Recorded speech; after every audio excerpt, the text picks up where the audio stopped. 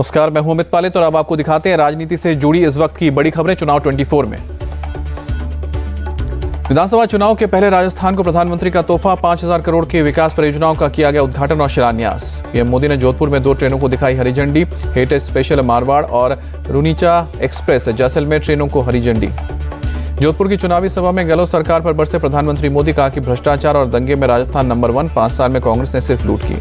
Rally में PM Modi ने लाल diary का भी जिक्र किया, कहा कि लाल डायरी में कांग्रेस के करप्शन की हर काली करतूत है। जोधपुर में सरकारी कार्यक्रम में सीएम गहलोत के नहीं आने पर पीएम ने कटाक्ष किया, कहा कि उनको मोदी पर इतना भरोसा, मोदी है तो हो जाएगा।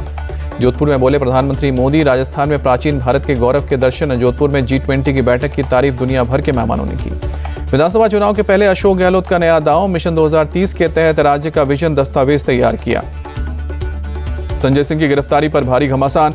दिल्ली में बीजेपी दफ्तर के बाहर आप के कार्यकर्ताओं का प्रदर्शन। मुंबई में भी सड़क पर उतरे आप के कार्यकर्ता। ईडी दफ्तर के बाहर प्रदर्शन कर रहे हैं कार्यकर्ताओं को पुलिस ने हिरासत में लिया।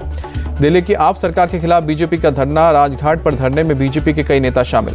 बीजेपी सांसद हर्षवर्धन बोले, आपने करप्शन के सारे रिकॉर्ड तोड़े, दिल्ली की जनता इनसे मुक्ति चाहती है।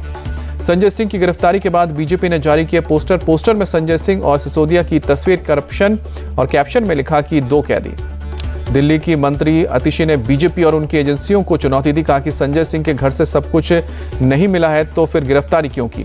रायपुर में केंद्रीय मंत्री अनुराग ठाकुर का बयान, कहा कि राजस्थान और छत्तीसगढ़ 2 ऐसे राज्य जहां सीएम के करीबी अधिकारियों के पास से करोड़ों रुपए के पकड़े गए हैं दस्तावेज। अनुराग ठाकुर ने केजरीवाल पर भी साधा निशाना, कहा कि किनपिंग का नंबर भी आएगा। संजय सिंह के घर पहुंचे शिवसेना उद्धव गुट के सांसद संजय राउत, घर के लोगों से बात की। संजय सिंह के घर पहुंचे संजय राउत बोले, चाहे जितने भी हमले हो जाएं, इंडिया गठबंधन मजबूती से खड़ा रहेगा। चुनाव से पहले शिवराज सरकार का बड़ा फैसला, महिलाओं को सीधी भर्ती में अब मिलेगा 35% आरक्षण। मध्य प्रदेश से सिविल सेवा नियम में किया संशोधन। कमलनाथ ने फर्स्ट टाइम वोटर्स से प्रदेश के भविष्य को देख वोट डालने की अपील की। 18 से 19 साल के 22 लाख से ज्यादा युवा मतदाता पहली बार वोट डालेंगे। बीजेपी नेता कैलाश विजयवर्गीय ने इशारों में किया सीएम पद की दावेदारी, कहा कि मैं खाली विधायक बनने नहीं आया हूं, पार्टी मुझे कुछ और बड़ी जिम्मेदारी देगी। मध्य प्रदेश में महर और पांडुरना बना गया नया जिला। आचार संहिता लगने से पहले शिवराज सरकार ने जारी किया आदेश। बिहार जाति जनगणना पर यूपी के डिप्टी सीएम केशव प्रसाद मौर्य का सवाल, पूछा जब सरकार में थे तो कुछ क्यों नहीं किया।